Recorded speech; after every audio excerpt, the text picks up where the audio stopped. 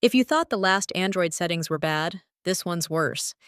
There's a hidden permission quietly collecting more data than you'd expect. This affects most Android phones in 2026, and almost nobody knows where to find it. Open Settings. Scroll down and tap Security and Privacy. Under Privacy, tap Privacy Controls. Now tap Permission Manager. Next, scroll down until you see Body Sensors or Physical Activity. This permission allows apps to track your movement patterns, even when you're not actively using them. Tap it and review the apps listed. Remove access from any app that doesn't truly need motion tracking. If you're unsure, set it to Ask Every Time or Don't Allow. Now go back up and tap Nearby Devices.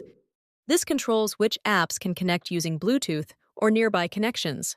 Turn off access for any app you don't recognize or don't use. That's one less way your phone can quietly track you.